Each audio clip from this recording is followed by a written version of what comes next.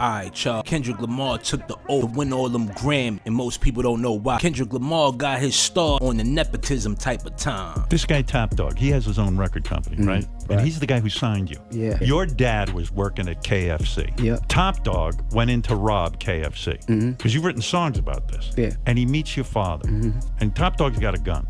Your dad somehow thinks, I don't want to get into any with this guy. I'm going to charm him. I'll even offer him some free KFC. And maybe, right, and maybe he'll, won't get violent. And Top Dog liked your father. True story. And did not rob the KFC because of your dad. And now you're working with Top Dog. Funny how life is, right? We had a little sock over the microphone. Did a bunch of freestyles over that little mic. Gave it to his brother that was producing at the time. And built something more than just, people working together. Built a friendship, built a brotherhood over the years. And that's been about 8 years. Almost a decade now. We looked at Top Dog as, the closest person to the industry. He was the one that had, at least a shoestring in the door. We put out this mixtape when I was 16.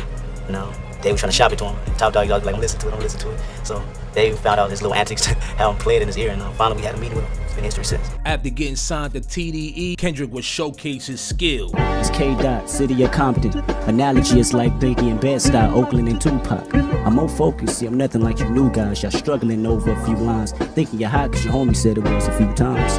Once showing his skills for TDE, Kendrick got signed to the majors. The gatekeepers of the West Coast would then pass the torch to Kendrick Lamar. Dr. Dre, right? That's the torch to me. We watching all this love. It's a beautiful thing, my nigga.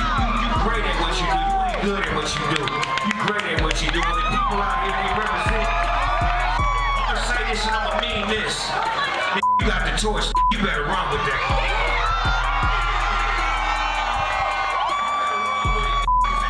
You got the juice now, man.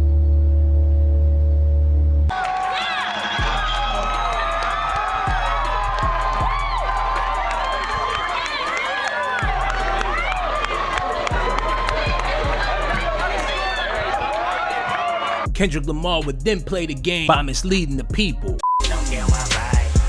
Don't kill my ride. First you get a swimming pool full of liquor, then you dive in. Once Kendrick took the crown of one of the best MCs, he had to have a talk with the dark side. It's interesting on this album because you talk to God through, you feel like you're talking through God through somebody homeless, maybe a bum. And there's also parts in the album where you speak to Lucy, Lucifer. The devil. So it's trippy. You see both sides of. Yeah, man. It's when I go inside, I may do an after party. I see it all around, man. I may do an after party, and this is how I'll be able to write these records, because it's not just the positive energy that speaks to me. It's the negative too. It's the evils too, and we all have temptations. Right. Me, I'm just fortunate enough to translate them temptations through record. Right. I always said this is truly a gift for me. Putting these records out is a gift for me because I'm not only a voice for myself, but I'm a voice for people who can't express themselves like that. Right. And Lucy is one of my favorite records because it's me actually coming to realization of the evils rather than acting like it's not going around. My thoughts are not happening. My thoughts are happening right in front of my face. I gotta present them. That reminded me in a way, and not to compare it to anything, because I do think this is an original, maybe one of the most original works we've seen in a long time, but it reminded me a little bit of Snoop and Murder Was the Case, where he had that conversation with the devil, with Lucifer, and that temptation was in his face. And it seems like a metaphor for something, but so you see this temptation in the after parties, be it alcohol, women, yeah, for sure, bad deals. Not all money is good money. Right, exactly. And we fall victim to it every day. It's a tough thing to deal with. And me talking to Snoop and actually having a conversation with him, I know the story. I know the trial and tribulations he's been through with fame, fortune, and loss. So whether I know it or not, that's definitely an influence. That's definitely influence. After giving into the dark side, they made all Kendrick Lamar's albums go platinum. He would become one of the leading artists in hip-hop, but he wanted more. The higher-ups would make Kendrick Lamar perform at the Glastonbury Festival wearing a head full of thorns. Many people thought this was blasphemy, but it got even worse. At the end of his performance, Kendrick Lamar would continuously chant, "They judge you, they judge Christ. Godspeed for women's rights." He had to let them people know he supported abortion. They judge you, they judge Christ. Godspeed for women's rights. They judge you, they judge Christ. Godspeed for women's rights. They judge you, they judge Christ. Godspeed for women's rights. They judge you, they judge Christ. Godspeed for women's rights. They judge you, they judge Christ. Godspeed for women's rights. They judge you, they judge Christ. Godspeed for women's rights. They judge. Once they saw Kendrick Lamar was ready, it was time for him to level up. The day before Kendrick Lamar received 5 Grammys, his auntie passed away. Rest in paradise, my auntie Sharon, she transitioned yesterday, so this is special right now, you know.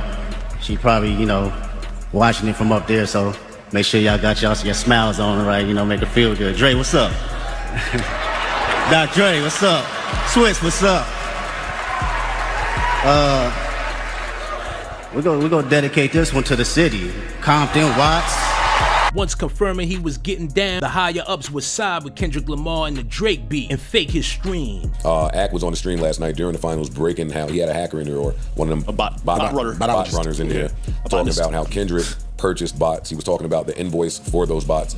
He gave an example, put some fake likes and some fake followers on an Instagram page and a picture, so forth and so on. And there are some people up there in an uproar saying, hey, Kendrick is using bots. Why is everybody not talking about this? I'm going to take it a step even further than what y'all saying. Not only do I not care that he used bots, but I knew he did. Okay. Cool. What else is there? Y'all didn't know that Kendrick used bots? No, and I didn't thought care. that this was just the first time miraculously that a Drake record ever had more dislikes than likes, or you didn't know that was bots? Bots, to me, was a part of how you win the war versus Drake. Yeah, let's do it. Hey, yeah. if you didn't do it, Drake was going to do it. He probably did. No, he did. But because he lost in the fashion that he lost in, there seems to be a select crowd out there that continues to not lose gracefully. Like, they keep trying to find different ways to put smut on Kendrick. Not saying that maybe some of the smut is not warranted, but hip-hop has kind of crowned him the winner of the beef. None of the bots and the stories, the fabricated, none of that's going to change this. After playing on the dark side, Kendrick Lamar was given a chance to perform at the Super Bowl. This opportunity made Kendrick Lamar the top MC of the industry. Check the accounts. Let's check the bank accounts. I am the king. And it's okay. I ain't got nothing against Kendrick. That man can't rap, bro. That man got 1 bar, bro. He ain't got 1 bar. He is Virgil. He's a sweet kid. Top. Let me know what y'all think. Kendrick Lamar get down, or is he just a gifted artist? Leave your comments below.